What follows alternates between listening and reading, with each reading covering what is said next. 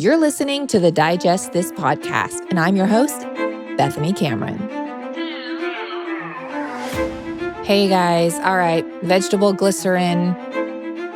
Do you take it? Is it in your supplements? Have you seen it in the ingredient list on foods you eat?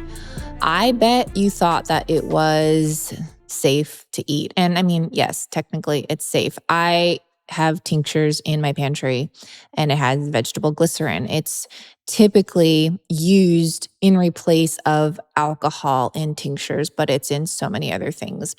And I'm not really saying it's good or bad, but I am going to just share about it. So this isn't going to be like fear mongering or anything like that. But I think the more you know, the better. And then you can make informed decisions. So you can't make informed decisions without being informed. And I bet you didn't know that vegetable glycerin comes from vegetable oil, right? Whoa, because, seed oils, vegetable oils, all that craziness. Well, get this. It's also known as glycerol. So if you see glycerin or glycerol, it's the same thing. It's a clear liquid. It's typically made from soybean, coconut, or palm oils. It's an odorless substance. It has a mild sweet taste with a syrup-like consistency. So let's get into it. So glycerin, it is a sugar alcohol derived from animal products, plants, or petroleum. So it can be derived from different things. So that's why when you read, it doesn't just say glycerin, it says vegetable glycerin. Typically, I've never read anything that says beef glycerin or, cow glycerin or anything like that. It's typically vegetable glycerin. So vegetable glycerin, like I said, it's made from plant oils. It's said to have been accidentally discovered more than 2 centuries ago by heating a mixture of olive oil and lead monoxide. Fun. Yeah. Okay.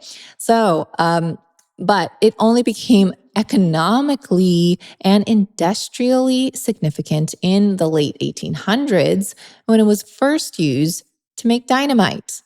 Are you interested now? All right. So let's get into how it's made, and then I'm going to get into what products typically contain vegetable glycerin. So how it's made. It is used in food products, of course, as a sweetener or a solvent or a carrier. It's made through a process called hydrolysis. And this involves breaking down the triglycerides, which are fats, in oils like coconut oil, palm seed oil, soy oil, any kind of vegetable oil, really. The glycerin is then separated from the fatty acids and purified. Yay. Now, I want to just make that clear. It's derived from vegetable oils, right? This is something that we typically want to stay away from, right? I know coconut oil, that's not really bad, but just stick with me here. So the hydrolysis process. So the oils are subjected to a process called hydrolysis, where they are heated under pressure or treated with an alkaline solution or an alcoholic solution. This process breaks the ester bonds in the triglycerides, separating the glycerin from the fatty acids. The glycerin is then separated from the fatty acids, often distillation or other types of purification to really purify this, right? Then the final product results in vegetable glycerin, which is a clear, odorless, slightly sweet, and syrup-like consistency, which sounds amazing, right? And it's interesting because it is sweet and it is used as a sweetener, right? But get this, I have looked on the back of products that have vegetable glycerin in it, and it says 0 sugar. And I guess, yes, there's 0 sugar because it is a sugar alcohol, just like all these other 0-calorie sweeteners, they're sugar alcohols. But to me, that's just not a good thing to me. Like when you take something out of something natural, then your body kind of like freaks out and is like, whoa. But again, I've taken it. I still have tinctures in my pantry with vegetable glycerin in it, right? But let's just move on here. So, as I mentioned, the uses, right? It's a sweetener, it's a carrier, but it's even in topical stuff like face moisturizers, lotions. It's also it can be used to prevent ice crystals from forming in frozen foods. So you'll see it in like frozen yogurt, ice cream, and other desserts like that, so that it doesn't crystallize. And it's even a common ingredient in pharmaceutical drugs like heart medications, suppositories, cough remedies, things like that. So you can find this in like toothpaste. Like it's everywhere, right? And now I'm not really concerned about the toothpaste just because you're not really ingesting it. I'm really not concerned about it if you're putting it on and it's in a lotion, or maybe it's in deodorants sometimes. I don't even wear deodorant. You guys know. So that's another topic for another time. But yeah, anyways, so I'm not really concerned about it in these products since they are not orally consumed. Just like sugar, if you use a sugar scrub on your face as an exfoliant, it can be quite helpful, right? But when you consume sugar, it can wreck the body and spike blood sugar. So the same thing with vegetable glycerin. Topically, I find it to be safe, but when ingested, it acts as sugar. And of course, it's derived from vegetable oil. So the combination of vegetable oil and sugar is not the greatest duo, as I'm sure most of you are already aware of the side effects of vegetable oils and sugar. So let's just take a deeper look because there are some studies showing benefits. Woo! All right. But of course, these benefits are from topical use, and the downsides reported are from internal use. So we'll get into that very soon. But let me just do a quick rundown of some more products that you will or may find vegetable glycerin in. So dried fruits and vegetables. Yes, they put that in there to prevent them from drying out. I know I just said dried fruits, but you know what I mean? Like they don't want them to be like rock hard. So they're still soft even when they're dried. Tinctures, as I previously mentioned, it's obviously popular in the alcohol-free alternative. So it's not in the tinctures with alcohol. But if it says alcohol-free, it's typically vegetable glycerin is an alternative for that. Energy bars. Vegetable glycerin is in energy bars, a lot of them. It adds sweetness, right? And it helps as a binding agent to keep the bar holding together. Candies, soft candies in particular, it contributes to the chewiness and prevents sticking. Chewing gum, icings and frostings on cakes, marshmallows, it's added to them to create that soft, chewy texture in a marshmallow. Condiments, it's in there sometimes. Typically, the sweeter condiments, maybe like a barbecue sauce or something like that with a sweet, or maybe like an Asian sauce with like maybe teriyaki or something like that. They use that as a sweetener, but also a thickener. Soups, even it's as a flavor enhancer. Spices and seasonings, this is added just to help bind and blend and distribute the ingredients. I have already mentioned ice cream, beer, wine, and honey even. Obviously, honey, if you're buying raw, true honey, it should not be in there. But like the typical, sometimes, you know what I mean? Like you never know, like the little packets that you'll get at like a Starbucks or something like that. Who knows what's in there? Baked goods obviously can be used as a sweetener and moisture retainer. So if you've ever bought a quote baked good and you're like, man, it has stayed moist for a month in this package, maybe there's vegetable glycerin in that because it helps to retain the moisture. Diet foods. I know all my listeners stay away from these diet foods, but it's in there and it's used as a sugar substitute, right? Because it's technically a sugar alcohol. It's pretty evident that we live in an environment our biology was never designed for. EMFs, artificial light, seed oils, microplastics, endocrine disruptors, chronic stress, those are just to name a few. And these everyday modern assaults disrupt cellular signaling, negatively impacting our gut health and accelerating aging.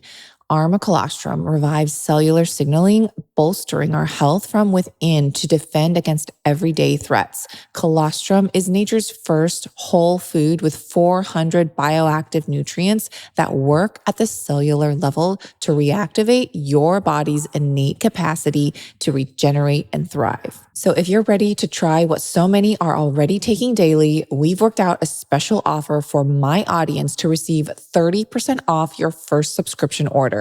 Just go to armra.com/digest or enter code digest to get 30% off your first subscription order. That's armra.com/digest. Botox is out and natural Botox is in. Everyone on the internet has finally come to the realization that Botox is not what they thought it was, and studies are now coming out that Botox injections can reduce a woman's sexual pleasure by 30%. Not to mention, Botox is literally short for botulism toxin. You are, in fact, injecting a toxin into your face, which is one of the most vulnerable areas of your body and the place most people analyze you first. I've even heard stories of Botox gone wrong, and my followers have told me firsthand that either themselves or their loved ones got an injection that hit a nerve, which paralyzed half of their face. Trust me, I get it. We all want to look younger or at least stop or slow down the aging process. That's why I always recommend alternatives such as Timeline's weightless nourishing formula, specifically their eye cream. So if you're looking to boost your skin's appearance without the needle, I recommend trying Timeline's eye cream formula that quickly absorbs into the skin and immediately replenishes the fragile eye area with lasting hydration while strengthening the skin barrier. This eye cream has been clinically proven to help the signs of aging in the full eye area, including hydration, fine lines and wrinkles, dark circles, and puffiness. And I'm excited to share that you can now get 20% off your first Timeline purchase. Use my code DIGEST at checkout to receive 20% off today. If you've been thinking about trying Timeline, this is your sign. They're offering my audience a 20% discount on all first-time purchases. Go to timeline.com/digest and use code DIGEST at checkout. I just want to ask you guys again, because I like to bring this stuff up because I want you as a listener to really question what something comes from or how it's made. Literally, like, be curious. Be a 5-year-old and be like, why? Well, where? Where'd it come from? Just ask those questions, because have you ever asked yourself, what the heck is vegetable glycerin? Or did you just assume it's just something natural, right? Like a squeeze of lemon or something. So I just encourage you guys, become a 5-year-old again and ask questions like, okay, how did this become this? Okay, so let's talk about the potential benefits. So it is touted as a product with numerous health benefits. However, only a few benefits are supported by science, okay? And the related studies tend to be few and small. So keep in mind that more studies are needed on its health benefits. So first of all, though, it may moisturize skin. So it's a popular skincare treatment because of its moisturizing properties. That's why they put it in those baked goods, to keep things moist. So there's some research that's showing when applied topically, a vegetable glycerin can gradually improve the smoothness and suppleness of your skin. In fact, using creams containing glycerin may increase skin hydration in as little as 10 days. All right. There was another study that it was a cream made from glycerin. This cream was more effective than those made from silicone oil or hyaluronic acid at hydrating and preventing loss of moisture. I personally love hyaluronic acid. I think it does wonders. Anyways, another topic for another time. Now, another benefit, it could promote skin health, again, relating to the skin. The studies say it may lead to better overall skin health, soothe skin irritation, and prevent against infection and promote wound healing. Specifically, this one study, it showed that applying vegetable glycerin containing products containing vegetable glycerin, it may protect your skin against irritants and microbes, as well as soothe inflamed or wounded skin. So, I don't really see any issue with that here. Now, here's an interesting downside, I think. This study says it was a good thing that it could relieve constipation. Now, I know everyone wants constipation relief, and you're like, well, this is a great thing. But here's what happens because it draws water into your gut, right? It has a laxative effect. So, yeah, it could relieve constipation but no one wants to be in the bathroom all day long. I don't think this is a good thing. Actually, if you've ever consumed 0-calorie sweeteners, there was this one time, this was like 20 years ago. I think I was maybe even longer. Anyways, I was very, very sick. I was like in my teens, and all I could consume, my throat was the worst. And I was eating those Halls like cough drops, and it was the sugar-free Halls cough drops. I don't know what sweetener, but it was sugar-free, so it was a fake sweetener, obviously. So I was in bed. I think I ate a whole bag in one day, just keeping those cough drops in my mouth. It gave me the worst diarrhea ever, like stomach cramps, diarrhea, all of the things. And that was like the only thing I ate. I was crazy sick.